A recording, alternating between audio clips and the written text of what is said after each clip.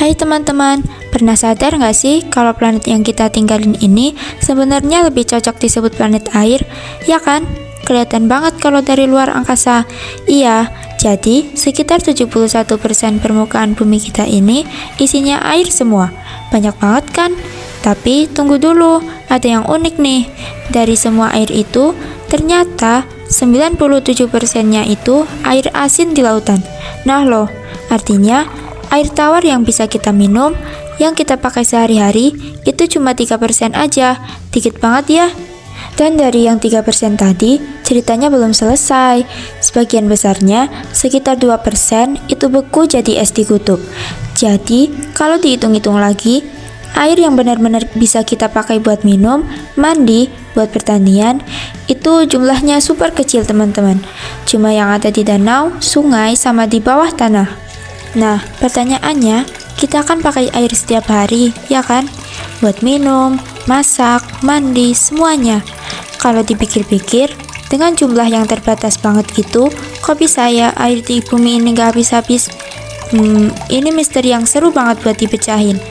Dan jawabannya adalah sebuah proses alam yang super keren, namanya siklus air. Yap, inilah dia pahlawan super di balik semua ini. Oke, jadi apa sih siklus air itu? Gampangnya gini, ini tuh kayak perjalanan air yang gak ada akhirnya. Air itu jalan-jalan terus, dari bumi, naik ke langit, terus balik lagi ke bumi.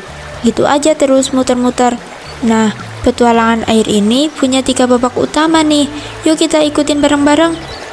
Pertama, ada pelarian hebat atau penguapan. Terus ada pertemuan di langit, yaitu waktu awan terbentuk. Dan terakhir, kembali ke rumah alias hujan. Oke, siap? Kita mulai dari babak pertama petualangannya, si pelarian hebat. Jadi, langkah pertama ini namanya evaporasi, atau gampangnya penguapan.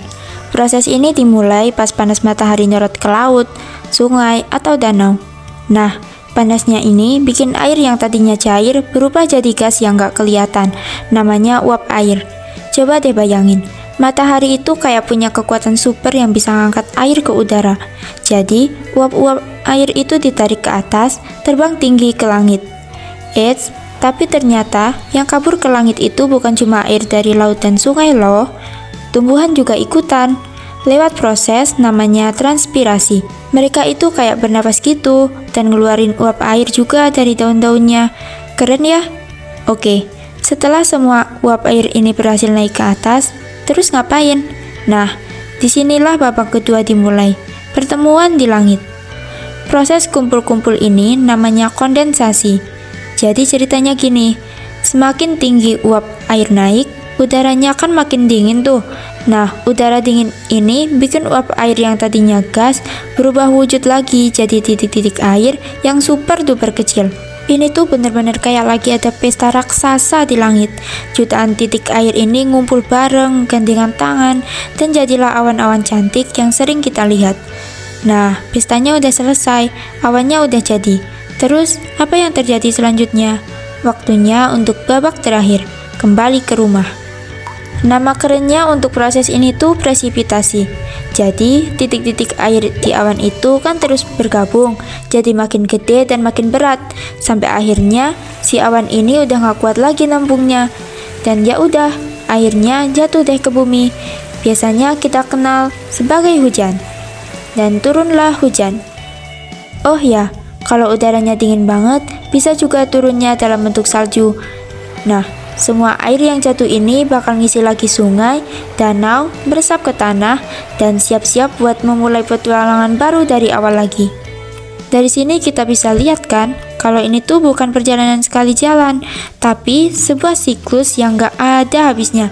Jadi ingat ya 3 babak tadi, penguapan, kondensasi, sama presipitasi. Itu semua terjadi terus-menerus, setiap detik di seluruh penjuru dunia. Inilah siklus abadi yang bikin air di planet kita gak pernah benar-benar habis.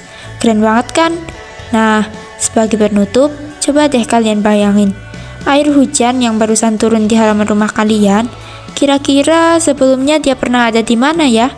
Mungkin di Samudra Pasifik, Atau jangan-jangan dari daun pohon di hutan Amazon? Dan setelah ini, petualangan dia selanjutnya bakal kemana lagi? Coba deh pikirin. Menarik kan? Oke, sampai ketemu lagi di pembahasan seru lainnya ya. Bye-bye.